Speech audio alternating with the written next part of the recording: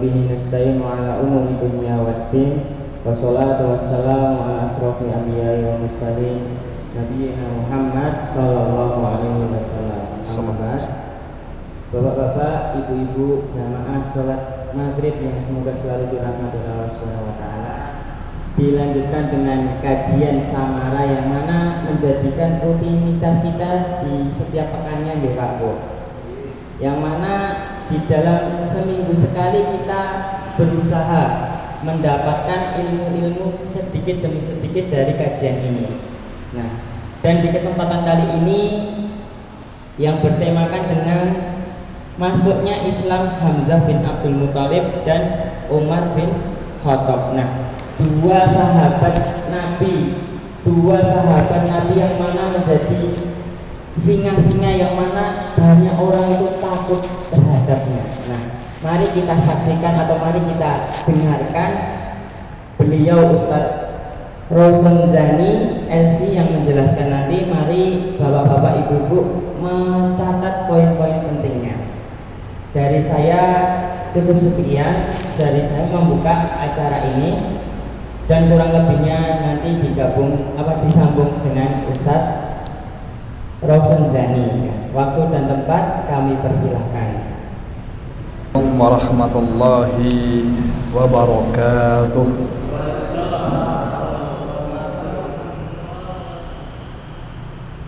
Alhamdulillahirabbil alamin wa bihi nasta'inuhu ala umurid dunya waddin wala haula wala quwwata illa billahil aliyyil azim. Allahumma salli wa sallim wa barik ala sayyidina Muhammadin wa ala alihi wa ashabihi ajma'in. Allahumma ya muqallibal qulub tsabbit qulubana ala dinika wa ya musarrifal qulub sarrif qulubana ala ta'atika. Allahumma 'allimna ma yanfa'una wanfa'na bima 'allamtana warzuqna al-'amala bima 'allamtana wa zidna ilman ya arhamar rahimin. Amin ya rabbal alamin. Jamaah Masjid Al-Jamil yang kami muliakan, alhamdulillah segala puji bagi Allah Subhanahu wa taala yang memberikan banyak kebaikan kepada kita, dan bukti daripada kebaikan itu mudahnya langkah kaki kita di dalam menyambut hidayah Allah Subhanahu wa taala. Dikarenakan memang hidayah itu harus terus di-upgrade, terjadi tajdid, pembaharuan. Itulah kenapa dalam setiap harinya tidak kurang dari 17 kali kita memohon ihdinas siratal mustaqim, bagian daripada hidayah sebagaimana yang disampaikan oleh Ibnu Qayyim Al-Jauziyah. Kenapa redaksi permintaan kita adalah permohonan hidayah? Beliau menyebutkan ada 5, saya sebutkan satu saja, nanti temanya berbeda soalnya. Beliau menyebutkan dikarenakan kita ini mengetahui satu sisi ilmu tapi buta ilmu yang berikutnya.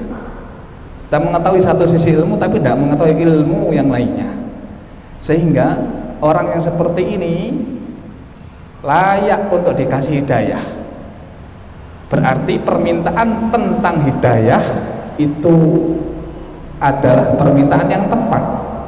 Kita mungkin pandai tentang ilmu matematika, fisika, atau ilmu yang lainnya, ilmu fikih, tapi belum tentu tauhid kita paham, sehingga kita butuh ilmu tersebut. Hal ini tentu patut untuk kita syukuri jamaah semua yang kita muliakan. Jamaah, tema kita pada kesempatan kali ini adalah fikih sirah. Fikih sirah berarti kita memahami, mengambil hikmah dari sirah yang telah dituliskan oleh para sejarawan tentang kisah masuk Islamnya Hamzah bin Abdul Muthalib dengan Umar bin Khattab radhiyallahu anhuma ajma'in. Kemarin telah kita sampaikan bagaimana kaum muslimin mereka hijrah ke negeri Habasyah untuk menyelamatkan keimanan mereka. Ya, karena kan orang-orang Quraisy sudah mulai berani terang-terangan di dalam menindas, sudah mulai berani secara terang-terangan untuk memperlakukan buruk kaum muslimin yang du'afa, orang-orang lemahnya. Sehingga kemudian mereka yang baru masuk Islam tidak berani untuk terang-terangan terkait ritual agamanya. Mereka tetap menyembunyikan identitas keislamannya sampai nanti pada penghujung tahun 6 Hijriah. Hijrah ke Habasyah itu kan tahun 5 Hijriah. Di penghujung tahun 6 Hijriah, tahun ke-5 kenabian, hijrah ke Habasyah. Pada tahun ke-6 kenabian, 6 tahun pasca Rasulullah mendapatkan perintah wahyu, disitulah masuknya 2 orang sahabat yang amat sangat mulia. Ini sahabat yang luar biasa dampaknya ketika mereka berdua masuk Islam. Ya, sahabat itu yang pertama adalah Hamzah bin Abdul Muttalib dengan Umar ibn al-Khattab radhiyallahu anhuma. Kisah masuknya Hamzah bin Abdul Muttalib yang tidak lain, beliau merupakan dari pamannya Rasulullah sallallahu alaihi wasallam. Ini kalau kita kaji nanti di dalam sejarah bagaimana masuk Islamnya Hamzah bin Abdul Muttalib, itu dilandasi awalnya karena ketidaksengajaan. Bermula jemaah dari Rasulullah Sallallahu Alaihi Wasallam ketika beliau melalui Bukit Sofa. Di Bukit Sofa itu bertemulah dengan orang yang paling durjana, Abu Jahal, Amr bin Hakam, atau yang dikenal dengan Abu Jahal. Bapaknya orang bodoh, memang bodoh ya. Kenapa demikian? Kita katakan bodoh. Dialah orang yang berani secara terang-terangan, bukan hanya sekedar mencaci. Disebutkan dalam sirah, dia secara fisik melukai Nabi. Di bawah Bukit Sofa, dia melontarkan kata-kata pedasnya, melontarkan kalimat-kalimat kasarnya, mencela, memaki, menghina Rasulullah SAW, disertai dengan fisik, menyakiti fisik Rasulullah. Dilempari batu kerikil di atas kepala beliau sampai kepala Rasulullah berdarah. Nah, pemandangan ini dilihat oleh budak wanita Abdullah bin Jad'an. Pemandangan bagaimana Rasul itu kemudian dianiaya, dicaci maki, dilihat oleh budaknya Abdullah bin Jad'an, direkam oleh budak wanita ini. Sampailah kemudian ketika Hamzah bin Abdul Muttalib itu pulang dari berburu. Memang kebiasaannya Hamzah ini berburu, Bapak. Dia memiliki keahlian untuk memainkan pedang dan juga memainkan busur panah. Berkuda lihainya luar biasa Hamzah ini. Bahkan nanti ketika masuk Islamnya Umar itu, Hamzah bin Abdul Muttalib berada di rumah Arqam bin Abil Arqam bersama dengan sahabat yang lain dan juga Rasulullah. Nanti masuknya Umar membawa pedang itu, dia membawa senjata, sedangkan Hamzah enggak. Apa kata Hamzah? Biarkan dia masuk. Kalau dia menginginkan kebaikan, dia dapat kebaikan. Kalau yang dia inginkan adalah keburukan, kita akan bunuh Umar menggunakan senjata dia sendiri. Tangan kosong, tapi bisa memutar balikkan keadaan. Ini keahlian, Pak. Seni bela diri luar biasa ini. Hamzah ini terkenal. Jadi kalau memainkan pedang jago, memainkan busur panah jago, berkuda jago. Bahkan ada yang menceritakan, mengkisahkan ketika Hamzah bin Abdul Muttalib berburu, dia mendapatkan buruan, pulang ke kemahnya, dikabari di tempat yang kamu tinggali sedang dimasuki tamu. Siapa tamunya? Ternyata seekor singa gurun pasir, Pak. Singa. Maka Hamzah ini tidak gentar, masuk sendirian. Gulat duel dia dengan singa, Dan ternyata apa? Singanya kalah, Pak. Nah, singa itu kemudian dikuliti sama Hamzah, kemudian kulitnya ditaruh di pelana kudanya, dia bawa masuk kota Makkah, dilihati pemandangan itu oleh orang Quraisy. Jadi orang Quraisy itu segan sama Hamzah, bukan sekedar segan, takut. Nah, mungkin kalau sekarang ini ya ada orang-orang yang jago bela diri gitu ya, orang yang emang jagoan, menangan gitu ya. Kalau dia bermasalah dengan orang lain, orang yang bermasalah dengan dia ciut nyalinya. Itu Hamzah kayak begitu modelnya. Nah ini singkatnya, ketika Hamzah pulang berburu mendapatkan buruan, masuk kota Makkah, dikabari sama budak wanitanya Abdullah bin Jad'an. Hai Hamzah, tahukah engkau apa yang terjadi hari ini dengan keponakan kamu? Kemudian dia bertanya, emang apa yang terjadi?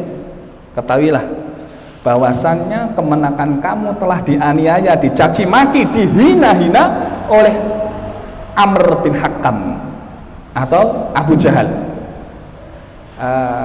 Ini merupakan bagian dari asobiyah, ya, asobiyah golongan orang-orang jahiliyah dulu, Pak.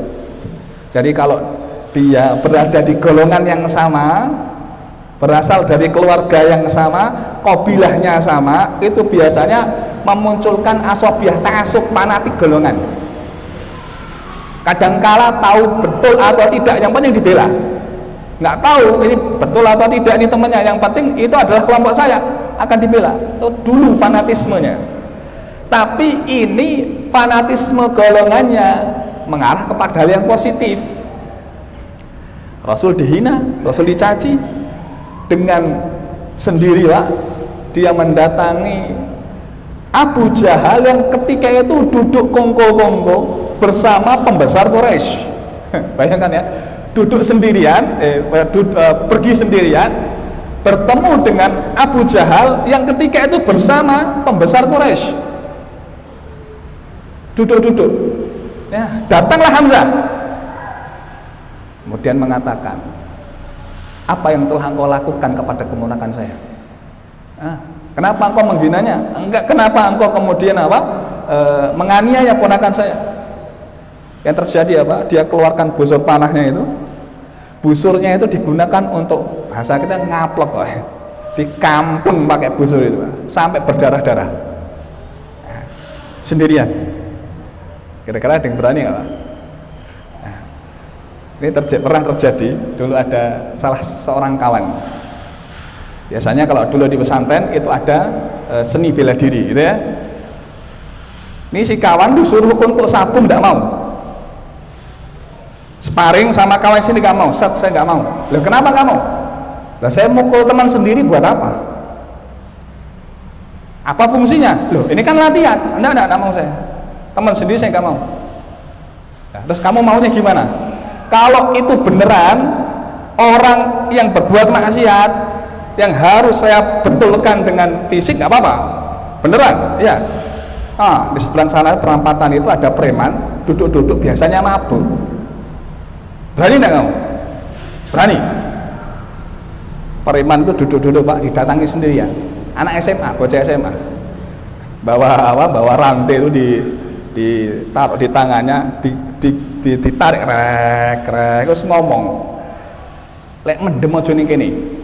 Ya. Kalau mau mendem jangan di sini, kabur, Pak.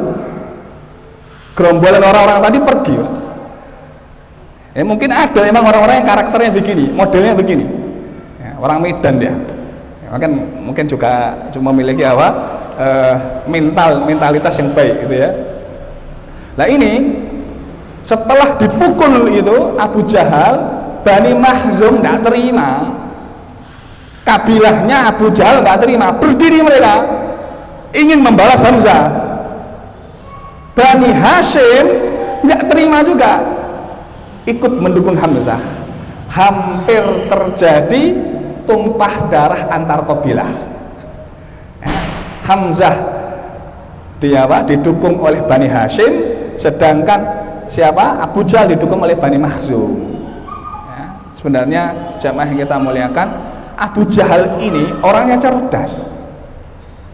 dia itu dikatakan orang bodoh, bapaknya orang bodoh, itu karena setiap kali Rasul membaca Quran, dia itu tidak kemudian menghiraukan, tapi ikut mendengarkan. Maka pernah dia ketika Rasul membaca Quran di dalam sholat tahajudnya, sayup-sayup suara itu didengar oleh Abu Jahal. Dia ngendap-ngendap di rumahnya Rasulullah SAW, di luar rumahnya mendengarkan Quran. Tapi setelah mendengarkan Quran, dia tidak mau kemudian menyapa hidayah. Maka dikatakan bodoh, bapaknya orang bodoh. Sebenarnya dia tahu kebenaran, tapi tidak mau mengakui kebenaran itu. Para ulama menjelaskan ada alasan. Alasannya apa? Dia mengira bahwasannya Rasul dengan dirinya itu adalah persaingan. Karena Bani Makhzum dengan Bani Hashim itu selalunya bersaing. Kalau ada perlombaan apapun, misalkan Bani Hashim berlomba duel, ya, gulat, satu kali menang, berikutnya menang Bani Makhzum. Ya, lomba panahan, satu kali menang Bani Hashim, beberapa kali menang Bani Makhzum, gitu terus ganti-gantian. Tapi ketika Muhammad ngaku nabi, ya, Rasulullah mengaku dirinya sebagai utusan Allah, lah terus piye? Yo kalah, gitu ya. Jadi dia nggak terima, hanya mengira sebatas persaingan saja Abu Jahal. Tapi ketika Hamzah bin Abdul Muttalib bertemu dengan Abu Jahal tadi, sebelum dia bermain fisik memukul Abu Jahal, ini lupa saya sampaikan, dia mengucapkan, apa yang telah engkau lakukan kepada keponakanku? Tidakkah kamu tahu sekarang ini aku telah berada di agamanya? Itu spontanitas, Pak, ngomong. Sedangkan aku sekarang sudah berada di dalam agamanya. Kemudian pulang, lah kalimat ini yang diucapkan oleh Hamzah itu sampai di redaksi yang lainnya dikisahkan Hamzah ini nyesel, kenapa ngomong gitu? Padahal dia belum masuk Islam, kenapa ngomong gitu? Nah, dengan apa yang dia ucapkan tadi, lantas kemudian dia pikirkan, dia renungi tentang ajaran yang dibawa oleh keponakannya sendiri. Hamzah dengan Rasul itu tidak terpaut jauh umurnya. Kita pernah menceritakan bahwa Hamzah itu memiliki hubungan sepersusuan dengan Nabi, betul kan? Berarti usianya tidak jauh perbedaannya, 1 tahun atau sampai 2 tahun mungkin, ya. Teman mainnya, ya kan, ya sudah tahu sejak kecilnya seperti apa, jadi tahu bagaimana Muhammad SAW itu. Kemudian direnungi, Muhammad itu tidak pernah berbohong, pasti apa yang dia ucapkan itu benar, apa yang dilakukan pasti baik. Sampai kemudian perenungan itu membuahkan hasil. Beberapa waktu dia merenungi sampai kemudian mendatangi Rasulullah SAW dan mengucapkan kalimat syahadatain. Ya. Dia mengucapkan kalimat syahadat tadi. Itulah bagaimana kisah masuknya Hamzah bin Abdul Muttalib ke dalam agama Allah Subhanahu wa taala. Dan tentunya jamaah itu tanpa dia sadari sebelumnya. Ini sudah skenario Allah. Jadi kadangkala ada yang orang masuk Islam itu spontan, Pak, tanpa disadari. Dia mengucapkan itu aja. Ya. Seperti dulu pernah viral itu, ya. Streamer dari Amerika itu kan. Kemudian dengan streamer asli negara muslim, negara Arab itu ya, kemudian dituntun mengucapkan syahadat, asyhadu alla ilaha illallah, asyhadu anna muhammadar rasulullah, ya. Terus welcome brother, kamu telah masuk Islam. Kaget dia, loh, ternyata syarat masuk Islam cuma mengucapkan kalimat syahadat, dan dia nggak sadar kalau dituntun mengucapkan kalimat syahadat. Ya, kira-kira demikian. Yang pernah melihat beritanya mungkin tahu. Ya. Kemudian yang kedua, bagaimana kisah masuk Islamnya Umar ibn Khattab radhiyallahu anhu. Umar ibn Khattab masuk Islam 3 hari pasca masuk Islamnya Hamzah bin Abdul Muttalib. Ini jaraknya tidak lama. Sehabis Hamzah masuk Islam, 3 hari berikutnya Umar ibn Khattab masuk Islam. Umar itu masuk Islam ya barokah doanya Nabi. Nabi berdoa secara spesifik langsung, Allahumma a'izzal Islam bi ahabbi hadaini rajulaini ilaik. Ya Allah, muliakanlah Islam dengan dua orang yang paling engkau cintai. Siapa? Dalam redaksi yang lain, Allahumma a'izzal Islam bi ahadi umaraini. Ya Allah, muliakanlah Islam dengan salah satu di antara dua Umar. Umar yang pertama adalah Amr bin Hisham, yaitu Abu Jahal. Yang kedua Umar ibn Khattab. Ternyata yang Allah pilih, yang Allah cintai adalah Umar ibn Khattab, bukan Amr bin Hisham, bukan Abu Jahal. Umar ini masuk Islam jamaah memiliki tahapan-tahapan, tidak langsung masuk Islam begitu saja. Umar ini cerdas. Nah, kenapa nanti kita membaca kisah dia, kisah beliau menjadi Amirul Mukminin itu cerdasnya luar biasa. Memang bawaannya Umar itu cerdas. Umar ini penasaran dengan apa yang dibawa oleh Rasulullah Shallallahu Alaihi Wasallam. Karena penasaran, dia ingin tahu ini orang ngaku-ngaku nabi ini, apa sih sebenarnya ajaran yang dia bawa. Maka Rasulullah SAW ketika beliau mengerjakan sholat di Masjidil Haram, dia kemudian membuntuti dari belakang mendengarkan apa yang dibaca. Lah Rasul itu biasanya membaca ayat agak diperkeraskan, diperdengarkan agar orang bisa mendengarkan apa yang dibaca Rasulullah. Nah, nanti jamaah sahabat itu kok bisa tahu gitu ya, bacaan sholat duhur itu yang dibaca apa dengan asar, bacakan sir bacaannya, dengan bacaan yang jahar itu kan jelas, sedangkan bacaan yang sir itu yang dibaca bagaimana, tahunya dari mana? Dari apa yang dilantunkan oleh Rasulullah, walaupun itu sir secara pelan ya, sir itu kan secara apa ya pelan, tapi diperdengarkan lirih. Jadi orang tuh tahu rakaat pertama apa yang dibaca Rasul, rakaat kedua sampai rakaat terakhir. Ketika membaca ayat yang dibaca adalah surah Al-Haqqah, Al-Haqqatu mal-Haqqah wa ma adraka mal-Haqqah, itu dibaca Rasul, diperdengarkan oleh beliau, didengarkan oleh umat, sampai ketika Rasul membaca innahu laqaulu rasulin karim wa ma huwa biqauli syair qalilan ma tu'minun. Sesungguhnya Quran ini sesungguhnya Quran itu adalah benar-benar wahyu Allah Subhanahu wa taala yang diturunkan kepada Rasulnya yang mulia. Wa ma huwa biqauli syair. Al-Quran itu bukanlah perkataannya penyair. Dulu di Arab sangat terkenal masyhur syair. Maka Quran itu diturunkan sesuai dengan waktu itu, zamannya sesuai dengan itu. Syair ini merajalela, mendominasi. Quran bukanlah perkataan penyair. Qalilan ma tu'minun, sedikit sekali kalian yang beriman kepada Al-Quran. Umar itu ketika mendengarkan ayat ini, dia mengatakan, benar, ini yang dibaca Muhammad bukan perkataannya syair. Saya tahu penyair itu kalau ngomong kayak apa tahu, tapi yang diomongkan oleh Muhammad ini, yang diucapkan oleh dia bukanlah kalimat-kalimat syair.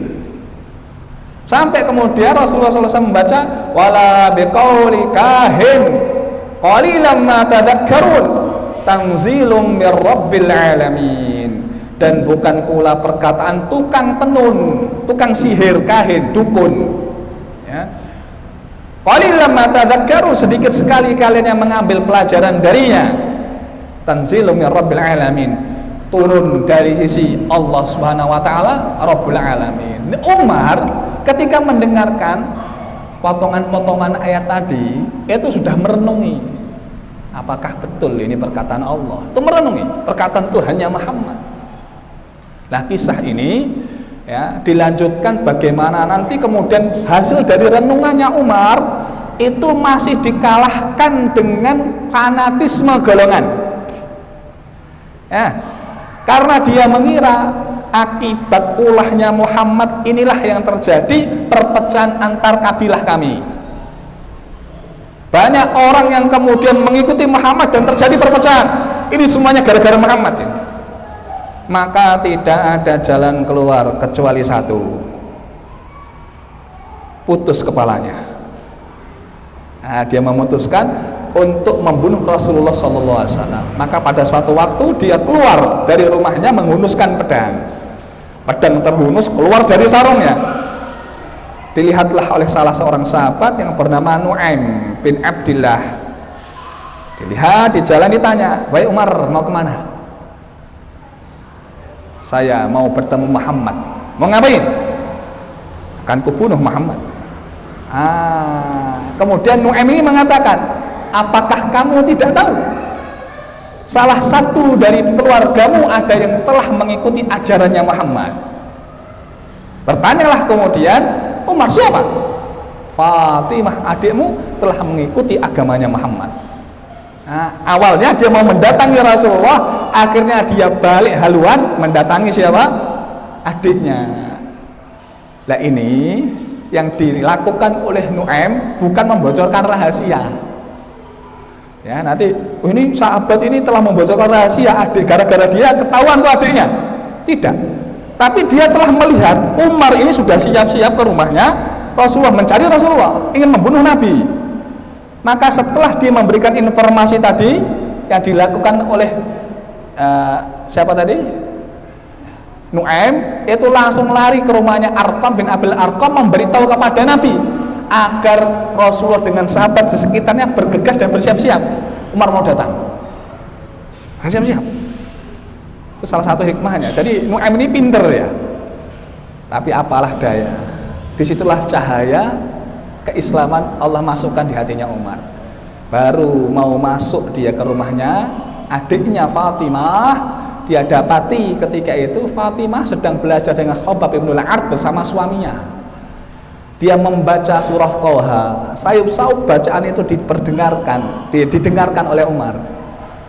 Ketika dia masuk Islam, ketika dia masuk rumah, ya kan, Umar sudah terpancing emosi karena adiknya masuk Islam. Ditamparlah adiknya. Ketika darah segar mengalir, merasa bersalah. Ya, laki-laki menganiaya perempuan, merasa bersalah. Akhirnya dia minta maaf. Kok bisa adikku masuk Islam? Akhirnya dia penasaran, seperti apa agama yang dibawa oleh Muhammad. Kemudian dia melanjutkan, "Saya tadi mendengar di balik rumah bacaan yang kamu baca. Perkenankan saya untuk membaca apa yang telah kamu baca." Nah, ini kisahnya sudah masyhur ya, sampai nanti Umar mandi kemudian membaca. Yang dibaca awalan surah Toha. Bagaimana dia baca? Dibaca Toha. Nah, ini ayat muqatta'ah. Para ulama di dalam menafsirkan ayat-ayat muqatta'ah itu jamaah berbeda pendapat. Ada yang menyebutkan ayat muqatta'ah itu tidak ada artinya. Dia menyampaikan demikian. Sehingga orang yang terbiasa dengan sajak-sajak di dalam bahasa Arab, tatanan bahasa dalam bahasa Arab itu, ketika mendengarkan Toha, Alif Lam Mim, Yasin, itu ya, tertarik untuk mengikuti kalimat berikutnya karena dia nggak paham. Wallahu a'lam. Tapi ada yang mengatakan setiap huruf di dalam Al-Quran ada maknanya. Dan para ulama tafsir sudah mencoba untuk menggali informasi terkait makna yang terkandung di dalam huruf-huruf tadi. Toha. Dan setiap kali membaca satu ayat, mushaf yang tadi dia bawa, masahif itu, kemudian lembaran-lembaran itu dipeluknya. Baca lagi. Ma anzalna ilaikal qur'ana litashqa, dipeluknya lagi. Baca lagi. Illa tadhkiratan liman yakhsha, peluk lagi.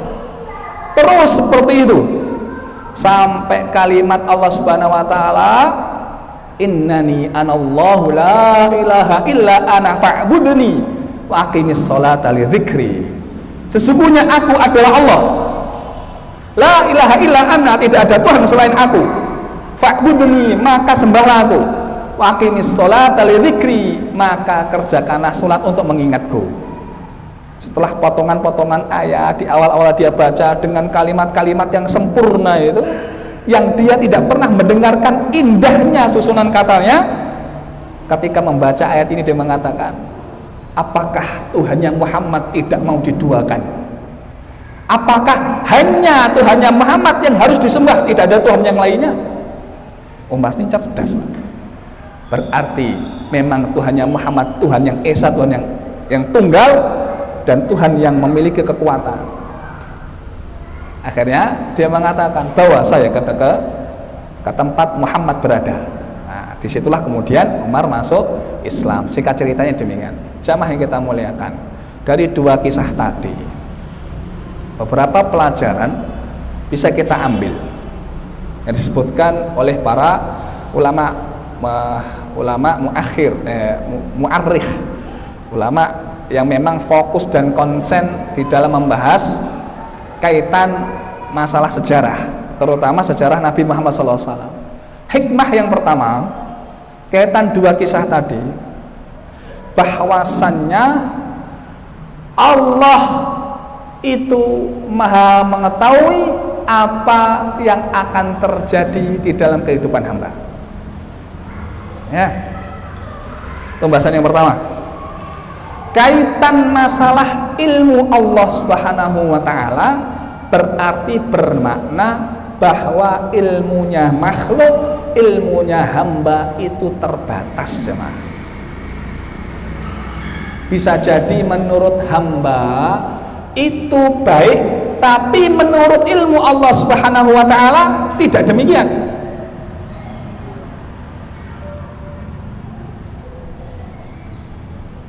Bisa jadi menurut hamba itu buruk bagi dia, tapi dengan ilmunya Allah Subhanahu wa ta'ala tidak demikian. Rasulullah sallallahu alaihi wasallam istadhakan Nabi sallallahu alaihi wasallam. Nabi itu dibuat tersenyum, tertawa. Dibuat tertawa. Kenapa? Faqala, kemudian beliau bersabda, "Ajib betul li amril mukmin." Aku takjub terkait urusan orang mukmin. Innallaha la yaqdi lahu qada'an illa kana khairan lahu. Sesungguhnya Allah Subhanahu wa taala tidaklah memutuskan ketentuan di dalam kehidupan seorang hamba kecuali ketentuan itu, takdir itu baik baginya. Lihat jemaah, tidak ada takdir seorang hamba itu kecuali baik bagi hamba tadi, walaupun menurut pandangan mata manusia itu buruk. Misal seorang hamba dikasih sakit oleh Allah, sakit dia, ya, sakit paru-paru dia. Menurut sebagian orang, oh ini buruk, mau sakit, menahan rasa sakit, gimana baiknya, ya. Tapi menurut ilmu Allah, karena Allah menentukan itu dengan ilmunya, setiap apa yang berjalan di muka bumi dengan ilmu Allah Subhanahu wa ta'ala, ilmu antum terbatas. Pasti ada hikmah dari setiap ketentuan takdir Allah Subhanahu wa ta'ala itu.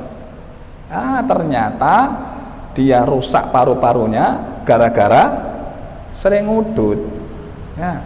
Habis sakit nggak pernah ngudut lagi, jemaah. Bukan jadi ahlul hisab lagi dia, ahlul ru'yah. Ini guyon ya. Jadi dulu dia hisab terus, itu batang udut itu. Setelah sakit nggak lagi. Nah, berarti hikmahnya apa? Ada aja hikmahnya, walaupun terkadang atau tidak dapat hikmah, nggak dapatkan itu hikmahnya apa, tapi selalunya ada kebaikan bagi hambanya. Kadangkala dia ingin masuk ya UB, sudah lulus sekolah, ingin masuk Universitas Brawijaya, nggak keterima. Masuk UI, nggak keterima. Masuk universitas yang lain-lain nggak keterima, nihil. Ternyata diterima di Ma'had Aliyah. Kelasnya bukan universitas, kelas pesantren yang klasik, belajar konsen di ilmu agama. Ternyata jamaah, menurut ilmu Allah itu baik bagi dia. Setelahnya ternyata dia menjadi dai kondang, jamaah, ustadz hebat, ya. Kita tidak pernah tahu apa yang telah Allah tentukan terkait takdir tadi itu, jamaah. Saya punya kawan, jamaah, motornya hilang. Dia berada di Tangerang gitu ya, Tangerang Selatan, kerja. Kalau nggak salah waktu itu dia manasin motor depan rumah. Di motor itu dipanasin depan rumah, kemudian dia masuk nggak ada 3 menit, masuk sebentar, keluar udah nggak ada motornya. Kalau di wilayah Jabodetabek tuh hati-hati banget. Teman saya itu naruh motor di depan musola, sholat asar, itu cuman nggak ada 5 menit, keluar udah nggak ada motornya. Nah ini si kawan, motornya hilang cuma. Akhirnya dia terlambat berangkat ke sekolah karena dia ngajar. Sampai kemudian berita ini viral di kalangan para ustadz, sampailah ke telinga wali. Motornya ustadz ini hilang, motor ustadz ini hilang. Sedih ya, kendaraan yang dia miliki satu-satunya hilang. Akhirnya inisiatif dari para wali, ya kan, inisiatif dari para ustadz, tabarukat. Mereka kumpulkan duit, beli motor baru untuk ustadznya. Ya, hilang yang lama, gantinya yang lebih baik loh. Kita tidak pernah tahu loh jemaah. Maka terkadang antum itu ketika kita merasa berat dalam satu hal, jangan sampai lidah kita mencela takdir. Jangan sampai lidah kita mencela ketentuan Allah Subhanahu wa taala. Asa an takrahu syai'a wa huwa khairul lakum, asa an tuhibbu syai'a wa huwa syarrul lakum. Bisa jadi kamu membenci sesuatu padahal itu baik bagimu. Bisa jadi kamu mencintai sesuatu tapi hal itu buruk bagimu. Allah tutup ayatnya, wallahu ya'lamu wa antum la ta'lamun. Allah itu maha mengetahui sedangkan kalian tidak tahu. Wah, itu dengan ilmunya jemaah. Allah menentukan sesuatu itu dengan ilmu yang Allah miliki sudah. Sekarang ini yang kita merasa sulit, husnudzon. Dan itu termasuk husnudzon yang baik karena kita husnudzon terkait takdir Allah. Bahkan di dalam meminta, ketika berdoa, modal kita itu husnudzon. Sampai Allah menyebutkan dalam hadis qudsi, ana inda dhani abdi bi wa ana ma'ahu idza da'ani. Aku itu sebagaimana prasangka hamba, aku bersama hambaku terkait prasangka yang dia sangkakan kepadaku ketika dia meminta kepadaku. Dan jenengan kalau berprasangka Allah nggak bakal ngabulkan doa saya, sudah 5 tahun saya berdoa nggak ada yang dikabulkan. Allah sebagaimana prasangkamu. Ya. Jadi kita kedepankan husnudzon kepada Allah. Mungkin ini baik yang saya tidak tahu. Di balik kebaikan ini apa yang akan saya dapatkan hikmahnya. Bismillah, jalani aja. Hidup kita itu di bawah ketentuan Allah. Sebagaimana sabda Rasulullah SAW, "I'malu fakullun muyassarun lima khuliqalahu." Beramalah kalian, setiap daripada kalian akan dimudahkan menuju takdirnya.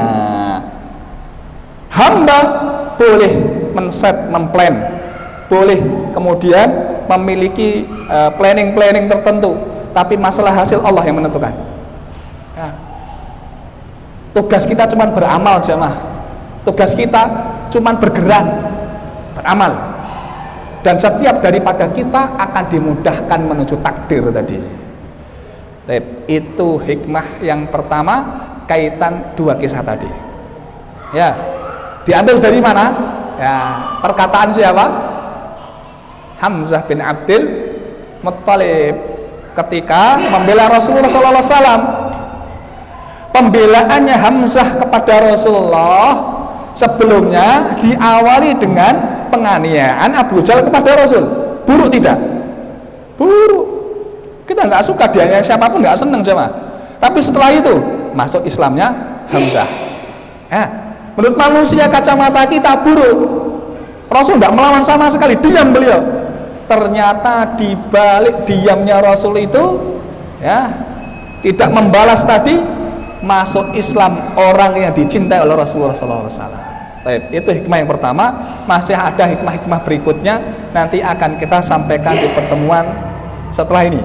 Ya Ustaz, di break dulu, azan, monggo kita persilakan.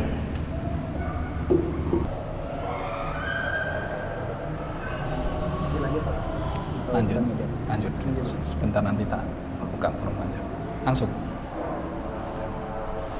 Hikmah yang kedua adalah kekuatan doa jemaah. Kekuatan doa. terkait hidayah Allah Subhanahu wa taala, hidayah hak prerogatif Allah. Hanya Allah yang mampu merubah seorang hamba, bukan di tangan manusia. Sampai Allah ingatkan Rasulullah, innaka lan tahdi man ahbabta walakinnallaha yahdi man yasha. Ya Muhammad, sesungguhnya kamu tidak bisa memberikan hidayah kepada orang yang kamu cintai, tapi Allah lah yang memberikan hidayah dengan sekehendaknya, dengan kehendaknya. Sehingga memang hidayah di tangan Allah Subhanahu wa taala, maka perbanyaklah meminta kaitan hidayah kepada Allah. Berarti permintaan setiap sholat kita kurang. Maka permintaan kita terkait hidayah harus selalu kita ucapkan di dalam sholat-sholat kita dan di luar sholat kita. Pernahkah kita meminta kepada Allah, matikanlah hamba dalam kondisi muslim, dan pertemukanlah hamba dengan orang-orang soleh. Ini permintaan terkait hidayah, jemaah. Dan hal ini ternyata menjadi kebiasaan orang soleh. Seperti kisah Abu Hurairah, jemaah. Abu Hurairah itu ibundanya orang musyrik, masih kafir. Ya. Suatu ketika dia mendapati ibundanya itu sudah tidak tahan dengan celotehannya Abu Hurairah. Kenapa? Abu Hurairah itu selalunya ketika berada di dekat bundanya mengajak, mah masuk Islam, mah ayo ikuti ajaran Rasulullah. Begitu ya. Tidak kuat ibunya. Akhirnya dia mencaci Rasulullah SAW di depan Abu Hurairah. Padahal Rasul itu orang yang paling dicintai oleh Abu Hurairah. Sampailah kemudian Abu Hurairah ini menangis dibuat oleh ibunya tadi terkait apa yang diucapkan oleh bundanya. Berlarilah dia menemui Rasulullah dengan mata berkaca-kaca, hati hancur dia. Kemudian mengatakan, ya Rasulullah, doakanlah ibu saya wahai Rasul, semoga ibu saya diberikan Allah hidayah. Apa yang dilakukan Rasulullah? Allahumma hdi umma Abi Hurairah. Ya Allah, berikanlah hidayahmu kepada ibundanya Abu Hurairah. Setelah mendapatkan doanya Rasul, pulanglah dia bergegas ingin mengabarkan bahwa Rasul telah mendoakan ibundanya. Sampailah di depan rumah, pintu terkunci, suara gemericik air coba. Ya, ternyata ibundanya Abu Hurairah sedang mandi. Ketika dia akan masuk, dilarang oleh ibundanya, jangan dulu masuk anakku, aku sedang membuka aurat, sedang mandi.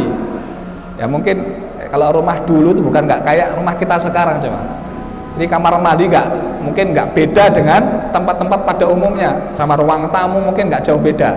Tempatnya di situ, mungkin begitu dulu. Wallahu a'lam. Sehingga setelah selesai mandi dia kenakan khimarnya, penutup tubuhnya, penutup, kemudian kepalanya, dibukalah pintunya tadi, kemudian dia mengatakan asyhadu alla ilaha illallah wa asyhadu anna muhammadar rasulullah. Tidak tahu tiba-tiba mengucapkan kalimat syahadat, tiba-tiba dia terkonvert masuk Islam, langsung masuk Islam dia. Setelah melihat secara langsung ibundanya masuk Islam, Abu Hurairah kemudian langsung bergegas balik menemui Rasulullah. Yang pertama tangisannya adalah tangisan sedih. Sekarang tangisan apa coba? Bahagia. Ya. Kemudian bertemu di hadapan Nabi Muhammad SAW mengabarkan, ya Rasulullah, ibu saya masuk Islam. Alhamdulillah ya Rasulullah. Rasul tersenyum. Kemudian beliau mengatakan, ya Rasulullah, satu lagi ya Rasulullah, tolong doakan. Doa apa lagi? Ya. Sahabat itu sering minta doa. Ini sebenarnya pelajaran jemaah. Antum tuh kalau ngerasa sudah mentok meminta kepada Allah, jangan-jangan banyak dosa, jangan-jangan ada perkara yang haram, jangan-jangan mungkin bisa jadi, mintalah melalui perantara orang soleh yang masih hidup. Anjenengan memiliki kenalan orang soleh, wah ini kita orang soleh ini, mintakan doa.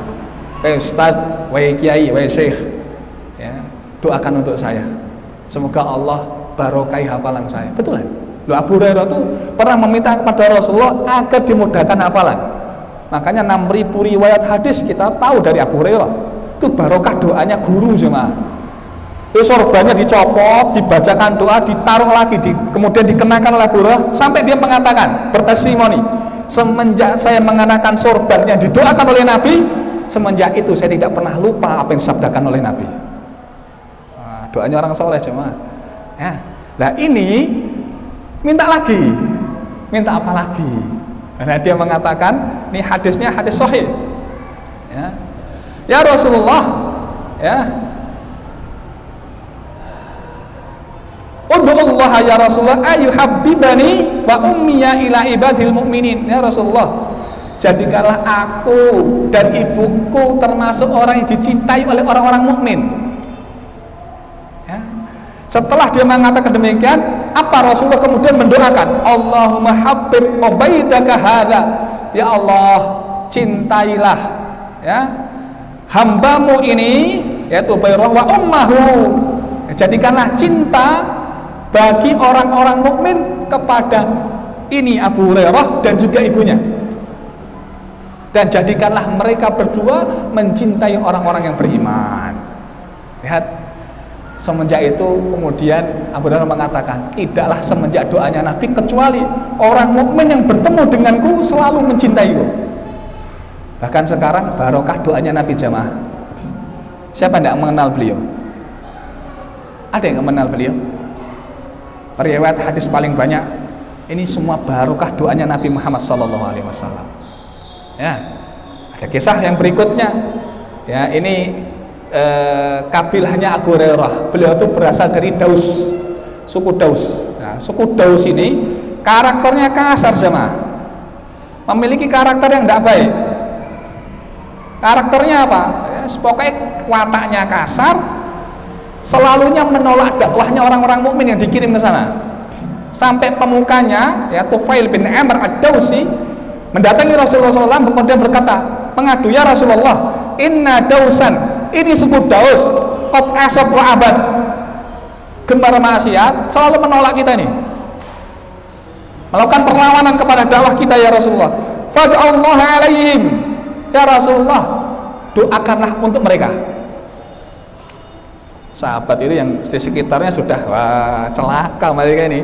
Kalau sampai Rasul sudah berdoa untuk mereka, kalau doanya keburukan habis mereka sudah rata, mereka sudah. Ternyata apa doanya Rasulullah? Allahumma hdi Dausan wa'ti bihim. Ya Allah, berikanlah hidayahmu kepada suku Daus dan jadikanlah mereka datang kepada kami. Ternyata apa? Barokah doanya Nabi, mereka masuk Islam jamaah. Sebagaimana kisahnya ya suku Taif, gitu ya, ketika Rasul dakwah ke Taif, Allahumma hdi qaumi fa innahum la ya'lamun. Ya, mungkin kalau orang tuanya tidak beriman, cucu-cucunya beriman. Itu kekuatan doa. Maka kita mungkin mengenal orang yang kita cintai, sahabat kita, tetangga kita, belum mengenal jaya Islam jamaah. Doakan.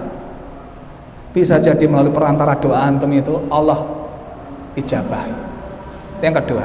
Kemudian yang ketiga, jangan terburu-buru untuk kemudian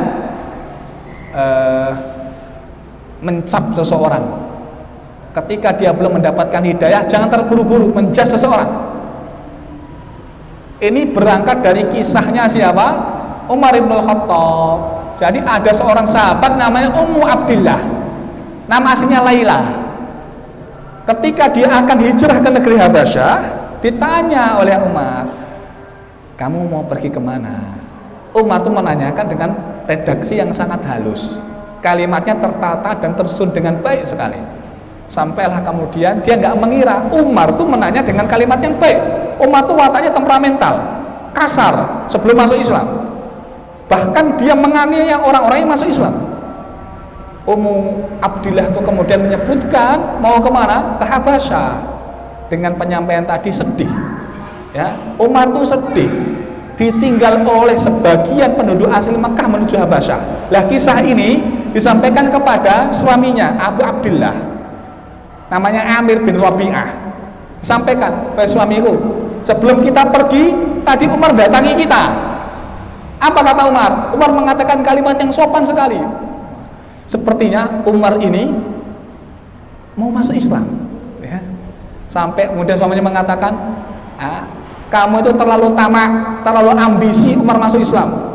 La yadkhul Umar fil Islam hatta yuslima himarul Khattab. Dia mengatakan Umar nggak akan masuk Islam sampai masuk Islam khimarnya Khattab, bapaknya Umar. Jadi keledainya Khattab ini masuk Islam. Kira-kira keledai masuk Islam nggak coba? Bisa masuk Islam. Umar ini tidak bakal masuk Islam. Lan yuslima, tidak akan masuk Islam. Hatta yuslima himarul Khattab. Ternyata Allah berkehendak lain jemaah. Umar ini justru melalui hidayah Allah masuk Islam. Maka jangan antum kemudian menutup pintu hidayah kepada orang. Antum mungkin bisa melihat orang sekarang enggak ataupun belum ngaji jemaah. Tapi bisa jadi 5 tahun berikutnya dia akan hasunat Islamu, bagus Islamnya. Dan ini ada kisah terkait hal ini tentang pertemanan 2 orang laki-laki di Bani Israel. Ya, saya tutup dengan kisah ini. Kana rajulani fi Bani Israel mutaakhiyaini. Dulu ada 2 orang pemuda, 2 orang laki-laki berteman Bani Israel. Fakana ahaduma yadhnub. Ada salah satu di antaranya gemar maksiat. Wal akhar mustaidun fil ibadah, satunya lagi bersungguh-sungguh dalam ibadah. Fakana la yazalul mustaidu yarul akhar ala dzambin. Selalunya yang ini orang soleh memandang sahabatnya itu selalu berbuat buruk, melakukan maksiat, kemudian mengatakan aksir, berhenti kamu, cukuplah maksiat terus. Hobi mendem, ya kira-kira begitu ya, hobi maksiat. Fawajadahu yawman ala dzambin faqala aksir. Sampai pada satu waktu dia mengucapkan lagi ketika melihat temannya maksiat, cukup, jangan maksiat terus. Kemudian dia mengatakan, ya, khallini wa rabbi abu'itha alayya raqiban. Biarkan aku, tinggalkan aku. Ya, rupanya ini sampean diutus Allah untuk menjagaku, mengawasiku. Tidak senang jemaah. Ya, kalau kalimat kita mungkin apa? Sok suci ya kan gitu ya. Jadi temannya ini risih, selalunya dinasihati. Sampai teman yang soleh tadi mengatakan, yang selalu berbuat kebaikan, mengerjakan ibadah, wallahi la yaghfirullahu lak, demi Allah, Allah tidak mengampunimu. Ya. Allah yudkhilukallahu jannah, Allah tidak akan memasukkan kamu ke dalam surganya. Lihat, ditutup sama dia. Allah tidak akan mengampunimu, Allah tidak akan memasukkan kamu ke dalam surga. Penghuni neraka sampean. Gitu ya, kira-kira kayak gitu. Kemudian faqabadallahu arwahahuma, Allah telah mengambil nyawa keduanya. Fastama'a inda rabbil alamin, 2 orang ini dikumpulkan di hadapan Allah.